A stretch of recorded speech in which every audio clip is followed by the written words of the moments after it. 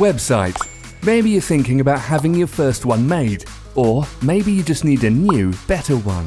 In any case, you should know at least some of the basics about web design. And no worries, it will only take 3 minutes. First of all, let's face it, a website is the core of your online marketing activities. If you look at all the marketing channels and techniques, what they actually do is bring visitors to your website. And the main purpose of a website is turning these visitors into customers. In marketing terms, this is called conversion. A bad website will basically cause you to waste money on other marketing methods, because you don't need more visitors if you can't turn them into customers. So the better your website is, the more visitors are converted into your customers. And it doesn't really matter whether you sell consumer products online, provide local services, or build houses.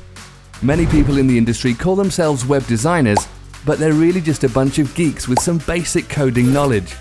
Of course, without much planning, they will pretty quickly create a website for you, with lots of information, photos, contacts. But the question is that the way to turn the visitors into your customers? Is that what you need? And the answer is simple. No.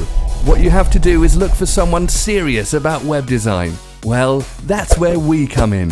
This is how we make websites, by following this 7-phase web design process. Phase 1. Analysis. The first step is always about information gathering, identifying things like the website purpose, goals, and target audience. Phase 2. Planning. A plan includes a definition of the sitemap, structure, and technologies that we're about to use. Phase 3. Design. Not only do we focus on wireframe models and the visual style in this stage, but also on the usability of the user interface for the best possible user experience. Phase 4. Content.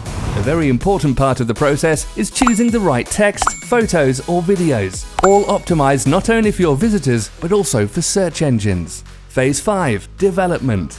Here we actually create the website using hypertext markup language and cascading style sheets, with some help from databases and other technologies as well. If needed, our websites can be made accessible to mobile devices too. Phase 6. Testing. We test all the technical features like code and scripts, compatibility with major browsers, but also we ask ourselves if the website really fulfills its purpose. Phase 7. Deployment. After we launch the site, our job is definitely not done yet.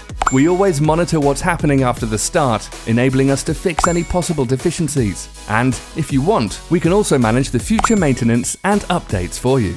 As you've just seen, web design is a very complex process, but we believe this is how websites should be done, and our customers agree. And if you share our passion for high-quality websites, let's get in touch. We'll be happy to help you with what we do best.